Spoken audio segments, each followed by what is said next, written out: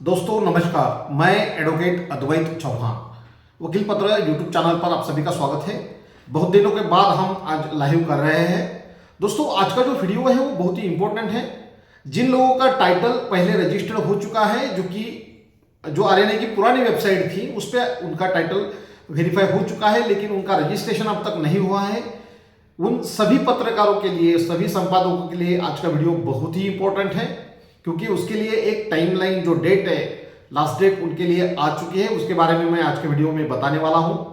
और जिन लोगों ने प्रेस सेवा पोर्टल पे रजिस्टर्ड किया है, उनका अखबार या फिर उनका साप्ताहिक या फिर उनका पाक्षिक वगैरह कोई भी पीरियोडिकल्स प्रेस सेवा पोर्टल के जरिए रजिस्टर्ड किया है, उन लोगों के लिए बहुत ही महत्वपूर्ण रेगुलरिटी की जो एक बात है, उसके संबंध में जो एक कार्यवाही करनी है सभी संपादकों को, उसके बारे में मैं आपको बताने वाला हूं। इसलिए आज का जो वीडियो है वो अंत तक देखें। दोस्तों और एक बात आपसे शेयर करना चाहता हूं कि पहले हम व्हाट्सएप ब्रॉडकास्ट मैसेज के जरिए सभी के साथ में कनेक्ट रहते थे।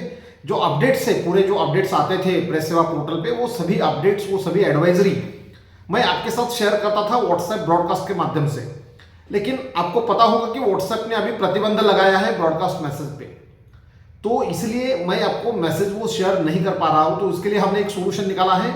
हमने ये जो प्रेस सेवा पोर्टल के जो अपडेट्स है, जो सभी पत्रकारों को चाहिए ही चाहिए रहते हैं, बहुत सारे पत्रकार ऐसे रहते हैं कि जो वीडियो उस अपडेट पे आते हैं वो उनको देखने के रहते हैं, लेकिन वो वहां तक पहुंच नहीं पाते, उनके तक वो लिंक नहीं जाती है। तो इसलिए हमने एक प्रेस सेवा रिलेटेड जो सभी अपडेट है, प्रेस सेवा रिलेटेड हो, पीआरजीआई के एडवाइजरी हो, या फिर गवर्नमेंट के कोई पत्रकार के संबंध में जो कोई नोटिफिकेशंस आती है, डिजिटल मीडिया के बारे में जो नोटिफिकेशंस आती है, वो सभी हम आप तक पहुंचाने के लिए एक हमने व्हाट्सएप का चैनल बनाया है, जिसकी लिंक मैंने यहाँ पे डिस्क्रिप्शन में दे रखी है। आप नीचे वीडियो के नीचे ही डिस्क्रिप्शन जो लिखा है वहां पे आपको लिंक मिल जाएगी। वहां से आप चैनल को वहां से फॉलो कर सकते हैं, सब्सक्राइब कर सकते हैं। अगर आपको चैनल की लिंक नहीं मिल रही है व्हाट्सएप चैनल की, तो फिर मुझे मेरा नंबर जो है थंबनेल पे दिया है, उस पर आप मैसेज करें और उसमें लिखे कि कृपया हमें व्हाट्सएप चैनल की लिंक शेयर करिए, तो मैं आपको वो लिंक शेयर करूंगा। ये इसलिए जरूरी है क्योंकि हर एक जो अपडेट है वो नहीं छूटनी चाहिए, मतलब वो जो अपडेट्स रहती है वो बहुत जरूरी रहती है। अभी ये भी वीडियो है, ये 5 तारीख में कुछ अपडेट आ गई है, 5 दिसंबर को। 17 तारीख के अपडेट अब 4 दिन लेट हो चुके हैं, क्योंकि थोड़ा कोर्ट के इंपॉर्टेंट केसेस थे, मैं बाहर गाँव था और हमारे डिजिटल के भी कुछ सर्वर का इशू आ गया, तो इसलिए वीडियो नहीं बना पाया। तो 4 दिन लेट आप तक ये अपडेट जो है वो पहुंचाने की कोशिश कर रहा हूं। तो ये अपडेट्स आप तक जल्द से जल्द पहुंचे, तुरंत पहुंचे, इसलिए वो चैनल का हमने निर्माण किया है, उसको क्रिएट किया है। तो आप कृपया करके वो चैनल को आप फॉलो करो, ताकि एक भी अपडेट आपसे नहीं छूटनी चाहिए। और दूसरी बात कि अगर आपको चाहिए कि आपके जो डिस्ट्रिक्ट के पत्रकार का ग्रुप है या फिर तालुका का पत्रकार का जो ग्रुप है, संपादक का ग्रुप है, उन तक भी ये अपडेट चाहिए, तो आप मेरा नंबर उस ग्रुप में ऐड कर सकते हो, ताकि मैं जो अपडेट्स है वो ग्रुप में मैं भेज सकूंगा। तो ये महत्वपूर्ण चीज जो है वो आप कृपया करके नोट कर ले। नीचे डिस्क्रिप्शन में जाके वो जो व्हाट्सएप चैनल की जो लिंक है वो देख लीजिए। तो शुरू करते हैं आज की पहली अपडेट, जो कि बहुत ही इंपॉर्टेंट है। कि देखो, पहले आरएनआई की वेबसाइट थी rni.nic.in, और वो वेबसाइट पे हम रजिस्टर करते थे, क्योंकि वहां पे हम फिजिकल कॉपी निकाल के हम दिल्ली भेजते थे। फिर दिल्ली से हमको 3-4 महीने के बाद में टाइटल वेरिफिकेशन का लेटर आता था, और वो लेटर आने के बाद हमको पेपर निकाल के फिर डिक्लेरेशन जो है वो जमा करना पड़ता था कलेक्टर के पास में, और उसके बाद हमारा रजिस्ट्रेशन होता था। देखो 1 मार्च 2024 से नया एक्ट लागू हो गया है ना, पीआरपी एक्ट जो है वो लागू हो चुका है। पुराना जो एक्ट था, पीआरबी एक्ट जो था, वो अभी एबोलिश हो चुका है। तो नए कानून के तहत जो पुराने लोग हैं, अभी भी बहुत सारे जिले में हमारे भी ध्यान में आ गया, बहुत सारे पत्रकार भी हमको पूछते हैं कि अभी बहुत सारे लोग जो है वो टाइटल कोड पे ही पेपर निकाल रहे हैं, पीडीएफ निकाल रहे हैं। तो क्या ये कानूनन मतलब ये चलता है क्या? ऐसे टाइटल कोड पे हम पेपर निकाल सकते हैं क्या? तो उसका आंसर एकदम एब्सोल्यूट नो है। क्योंकि क्या है कि पहले ऐसे होता था, पहले हमको क्या करना पड़ता था कि टाइटल कोड आने के बाद पहला अंक हमको निकलना पड़ता था, फिर वो अंक जो है और डिक्लेरेशन उसके साथ में हमको दिल्ली भेजना पड़ता था।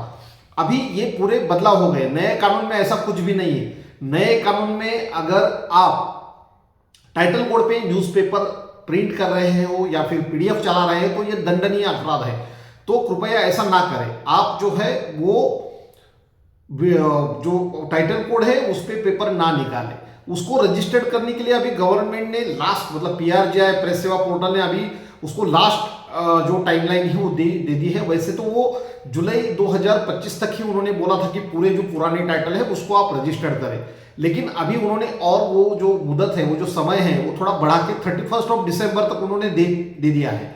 अगर 31 दिसंबर तक आप अगर आपका पुराना टाइटल रजिस्टर्ड नहीं करते हो, फॉर्म फिलअप करके एनओसी वगैरह प्रिंटिंग प्रेस का लेके गवर्नमेंट पेमेंट होना चाहिए। ऐसा नहीं कि हमने सिर्फ अकाउंट बनाया और उसमें हमने नाम डाला, ऐसा नहीं। 31 दिसंबर तक हमारा जो एप्लीकेशन है वो सबमिट होना चाहिए कलेक्टर के पास में।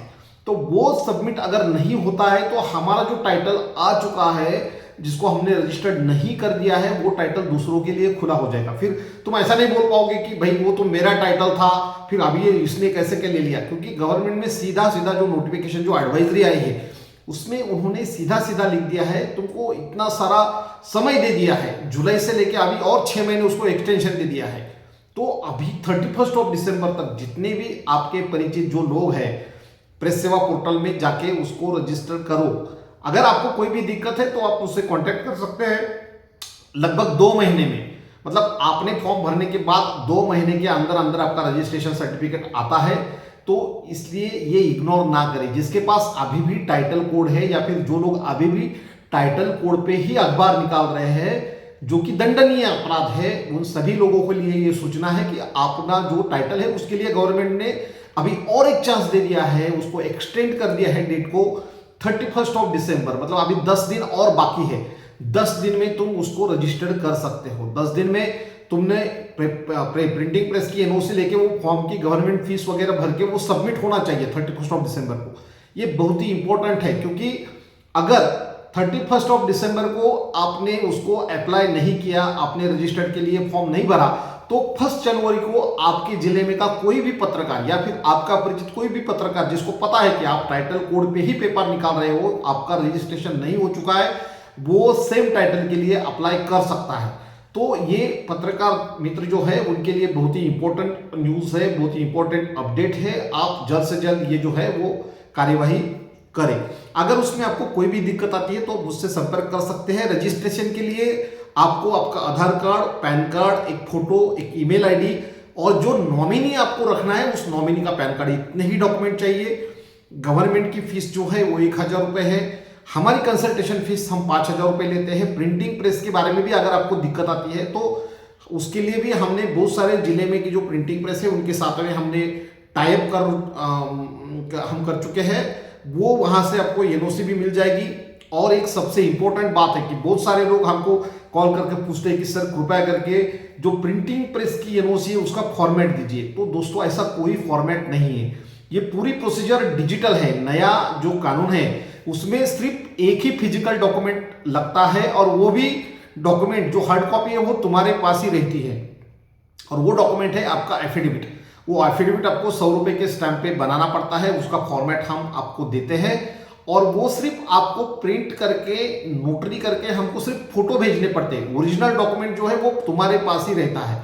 तो एक बात ध्यान रखिए कि कोई फॉर्मेट जो प्रिंटिंग प्रेस एनओसी का नहीं है अभी, मतलब बहुत सारे दोस्त हमको पूछते कि सर हमने पहले किया था, हमने दिल्ली भेजा था। तो मैं आपको और एक बात बताऊं कि पहले अगर तुमने कुछ भी किया है और अभी तक आपको रजिस्ट्रेशन नहीं आया है, इसका मतलब है कि आपको दोबारा वो रजिस्ट्रेशन प्रोसीजर करनी पड़ेगी। पहले अगर आपने प्रिंटिंग प्रेस से एनओसी ली भी होंगी तो पुरानी वाली प्रिंटिंग प्रेस नहीं चलती है। देखो और एक बात आपको बताना मतलब जरूरी है कि पुराने इसमें क्या होता था कि कोई भी पत्रकार क्या करता था कि एक शॉप एक्ट लाइसेंस निकाल के खुद की प्रिंटिंग प्रेस के नाम से शॉप एक्ट लाइसेंस निकालता था और उसी का स्टैंप बनवाता था, फिर उसी को 100 रुपए के स्टैंप पे वो स्टैंप लगा के दिल्ली भेजता था। लेकिन अभी ऐसा नहीं है, क्योंकि उसमें क्या हो रहा है कि बहुत सारे पेपर ऐसे है कि वो जो सिर्फ कागज पे है, जिसका अस्तित्व सिर्फ कागज पे है, वो सभी बंद करने के लिए गवर्नमेंट ने अभी क्या कर दिया कि printing press registration with press सेवा पोर्टल इज नो कंपल्सरी। पहले एक एक तालुका में, एक एक जिले में लगभग 500,000 प्रिंटिंग प्रेस रहती थी, क्योंकि क्या होता था कि जितने पेपर है वो हर मालिक क्या करता था, शॉप एक्ट लाइसेंस निकाल के खुद की प्रिंटिंग प्रेस उसमें बनाता था। लेकिन अभी महाराष्ट्र में सिर्फ 120 125 ही प्रिंटिंग प्रेस है। तो आप मतलब आपके ध्यान में आएगा कि ये जो प्रिंटिंग प्रेस है वो गवर्नमेंट के पोर्टल पे, प्रेस सेवा पोर्टल के लिस्ट में होनी चाहिए, उसी से ही हम एनओसी ले सकते हैं। क्योंकि बहुत सारे दोस्त को ये कंफ्यूजन है कि वो बोलते हैं कि हमारी पुरानी प्रिंटिंग प्रेस है, उससे हम एनओसी लिए तो चलेगा क्या? तो वो नहीं चलता है। उनको सबसे पहले प्रिंटिंग प्रेस वाले का जो नाम है वो गवर्नमेंट के लिस्ट में, मतलब जो गवर्नमेंट की प्रेस सेवा पोर्टल पे लिस्ट है उसमें है क्या नहीं वो देखना पड़ता है। उसके बाद ही वो एनओसी जनरेट होती है। और वो एनओसी के लिए कोई डॉक्यूमेंट नहीं लगता है। फॉर्म जब हम भरते हैं पार्ट भी, तो वहां पे कॉलम रहता है कि प्रिंटिंग प्रेस का नाम आप यहाँ पे दीजिए। तो वहां पे पूरे जितने भी गवर्नमेंट के लिस्ट के प्रिंटिंग प्रेस है वहां पे दिखते हैं। तो उसमें से सिलेक्ट करके हमको उनको सबमिट करना पड़ता है। डिजिटली होता है, जैसे हम फेसबुक की रिक्वेस्ट भेजते हैं वैसे ही ये प्रिंटिंग प्रेस की भी रिक्वेस्ट जाती है। वहां पे सिर्फ वो एक्सेप्ट का बटन वहां पे उनको दबाना पड़ता है और वो दबाने के बाद हमको आ जाता है कि भाई प्रिंटिंग प्रेस ने तुम्हारी जो रिक्वेस्ट है वो एक्सेप्ट कर ली है। तो ये प्रोसेस है। तो कृपया जिनका टाइटल आ चुका है वो सब जो दोस्त है वो ये जो है वो ध्यान में रखें। अब जो दूसरा नोटिफिकेशन आया है वो बहुत ही इंपॉर्टेंट है। जो जिन पत्रकार मित्र ने नए कानून के तहत मतलब प्रेस सेवा पोर्टल पे रजिस्ट्रेशन किया है, प्रेस सेवा पोर्टल पे फॉर्म भरा है, एनओसी लिया है, गवर्नमेंट की फीस भरी है और उनके बाद उनका रजिस्ट्रेशन आया है। तो अभी बहुत सारे लोगों को ऐसा लगता है कि रजिस्ट्रेशन आने के बाद कुछ करने की जरूरत नहीं है, हम तो पेपर तो निकाल रहे हैं या फिर सिर्फ पीडीएफ निकाल रहे हैं या फिर सिर्फ पीडीएफ अपलोड कर रहे हैं, तो ऐसा जमेगा क्या, ऐसा चलता है क्या? तो ऐसा नहीं चलता है। क्योंकि इलेक्ट्रॉनिक वर्जन की जो डेफिनेशन है वो कानून में क्या है, इलेक्ट्रॉनिक वर्जन का मतलब है कि तुमने जो पेपर प्रिंट किया है, पेपर जो प्रिंट किया है वो प्रिंट पेपर जो फिजिकल पेपर है उसका फोटो निकाल के उसको पीडीएफ बनाना, उसको बोलेंगे हम electronic version. That is the electronic version. तो बहुत सारे लोग ऐसा है कि वो क्या करते हैं कि पीडीएफ जैसे निकालती वैसे को वैसे वेबसाइट पे अपलोड करते हैं। तो ऐसा नहीं जमेगा। हमको वो पेपर प्रॉपर प्रिंट करके उसके फोटो लेके उसकी पीडीएफ बनानी पड़ेगी और वो पीडीएफ हमको वहां पे अपलोड करनी है। और दूसरी बात कि जितने पेपर हमने उस दिन प्रिंट किए हैं उस प्रिंट पेपर को टेबल पे रख के उसका एक फोटो लेना है एंगल में जो कि वहां पे दिखाया है, वैसा फोटो हमको अपलोड करना पड़ेगा। तो ही ये मानेंगे कि हमारा पेपर जो है वो रेगुलर है। नहीं तो पहले क्या होता था कि कोई पेपर नहीं निकालता था, सिर्फ पेपर मतलब ऑन पेपर रहता था कि कागज पे कि भाई हाँ ये पेपर है। लेकिन अभी जो है ये सब जो है रेगुलरिटी आ चुकी है। और दूसरी बात तुम ऐसा बोलोगे कि भाई तो हम तो या डीआईओ को मैनेज करेंगे या फिर हम स्टेट गवर्नमेंट के अधिकारी को मैनेज करेंगे तो चलेगा क्या? तो नहीं चलेगा। क्योंकि अभी ये कंपलसरी है कि रेगुलरिटी रिपोर्ट जो हमारा वहां पे हमने सबमिट किया है उसकी कॉपी मतलब जब तक हम नहीं जोड़ते हैं कोई भी स्कीम का लाभ उठाने के लिए, जैसे गवर्नमेंट के एडवर्टाइजमेंट है, डीएवीपी का एप्लीकेशन है या फिर एक्रीडेशन है, कोई भी कुछ भी हमको चाहिए तो वो वहां का जो रेगुलरिटी रिपोर्ट जो कि हम डेली सबमिट करते हैं, अगर तुम्हारा डेली है तो हमको डेली सबमिट करना पड़ेगा, अगर हमारा वीकली है तो हमको वीकली सबमिट करना पड़ेगा। वो सबमिट करेंगे तो एक वर्ष के आखिर में मतलब जैसे फरवरी मार्च में हमको क्या होगा कि वहां से रिपोर्ट जनरेट होगा कि कितने पेपर उन्होंने प्रिंट किए हैं, कितने फोटो उन्होंने वहां पे लगाया। ऐसा नहीं चलेगा कि भाई हम तो प्रिंट कर रहे हैं लेकिन वहां पे अपलोड नहीं कर रहे हैं, हमारे में समझ में नहीं आ रहा। तो ये अभी तक चलता था, लेकिन 31 दिसंबर के बाद में ये नहीं चलेगा। तुम्हारा रेगुलरिटी रिपोर्ट वहां पे नहीं आएगा। और एक साल में अगर एक साल मतलब तुम अगर ऐसा रहते हो कि कोई रेगुलरिटी रिपोर्ट तुमने जनरेट ही नहीं की तो तुम्हारा पेपर अपने आप बंद हो जाएगा। ये जो है वो नए कानून में स्पष्ट लिखा है। दूसरी बात कि रजिस्ट्रेशन मिलने के विद इन 42 डेज हमको वो जो है वो पेपर प्रिंट करना पड़ेगा। और दूसरी एक सबसे महत्वपूर्ण बात यह है कि तुम्हारा पेपर जो नियरेस्ट पीआईबी ऑफिस है, अभी महाराष्ट्र में नागपुर में है, पुणे में है, मुंबई में, तो ये महीने के 5 तारीख को, हर एक महीने के 5 तारीख को, मतलब अभी जैसे कि दिसंबर चल रहा है तो दिसंबर महीने में हमने जितने भी पेपर प्रिंट किए हैं, जितने भी अंक निकाले हैं, वो अंक हमें 5 जनवरी के पहले हमको पीआईबी ऑफिस में देने पड़ेंगे, उनकी ओसी लेनी पड़ेगी। मतलब ऐसा नहीं कि हम सिर्फ वहां पे पीडीएफ अपलोड कर रहे हैं तो हो जाएगा, ऐसा नहीं है। तो पीडीएफ तो अपलोड करना ही पड़ेगा, लेकिन उसके साथ साथ हमको पीआईबी के ऑफिस में हमको हार्ड कॉपी भी देनी है। दिल्ली में कोई हार्ड कॉपी भेजने की जरूरत नहीं है। और एक महत्वपूर्ण बात है कि दिल्ली के साथ में मतलब पीआरजे ऑफिस में कोई भी डॉक्यूमेंट हमको फिजिकल नहीं भेजना है, क्योंकि उन्होंने स्पष्ट उसके लिए एडवाइजरी निकाली है कि कोई भी फिजिकल डाक पार्सल या फिर रजिस्टर पोस्ट कोई भी स्वीकार नहीं किया जाएगा। उनकी एडवाइजरी आई है। तो बहुत सारे लोग ऐसे हैं कि हमने दिल्ली में पेपर भेज दिया, फिर हमने खासदार का लेटर लेके हमने दिल्ली में भेज दिया। बहुत सारे दोस्त हमको कॉल करते और बोलते कि सर हमारा रजिस्ट्रेशन नहीं आया तो हमने मंत्री का लेटर दे दिया। तो ऐसा कुछ भी नहीं चलता है, वो हमको खुद कॉम्प्लाइंस करनी पड़ती है। किसी मंत्री खासदार का जो लेटर है वो नहीं काम करता है, वो हमको वहां पे कॉम्प्लाइंस करने के बाद अपने आप ये पूरे जो चीजें हैं वो हो सकती है, हो जाती है। तो दोस्तों ये बात आप कृपया करके जो है वो नोट डाउन कर लें कि जिनका रजिस्ट्रेशन मतलब जिनका वेरिफिकेशन हो चुका है, रजिस्ट्रेशन अभी तक बाकी है, उनको 31 दिसंबर तक वो अर्जेंट में करना है, नहीं तो उसके बाद में वो जो टाइटल है वो दूसरे लोगों के लिए ओपन हो जाएगा। फिर कोई भी पब्लिशर, कोई भी एप्लीकेंट जो है वो टाइटल ले सकेगा। और जो लोग इलेक्ट्रॉनिक वर्जन का मतलब ये समझते हैं कि पीडीएफ फाइल सीधे सीधे अपलोड करेंगे वहां पे, तो ऐसा नहीं है। इलेक्ट्रॉनिक वर्जन की जो डेफिनेशन है वो नए एडवाइजरी में दी है। उन्होंने बताया कि जो तुम्हारा फिजिकल कॉपी तुम निकालते हो पेपर, उसका फोटो लेके ही तुमको अपलोड करना पड़ेगा। उसके बारे में अगर कोई भी आपको दिक्कत है, रजिस्ट्रेशन के बारे में कोई भी दिक्कत है, अपलोड के बारे में कोई दिक्कत है, तो आप मुझसे पूछ सकते हैं। लेकिन दोस्तों कि बहुत बार ऐसे कॉल आते हैं कि हमको सिर्फ इतना बता दो, हमको उतना बता दो, या फिर एफिडेविट का फॉर्मेट दे दो, या फिर प्रिंटिंग प्रेस का नाम बता दो, या फिर कोई बोलता है कि सर ये नाम हम एप्लीकेशन कर रहे हैं तो हमको सिर्फ बता दो कि ये नाम आएगा क्या।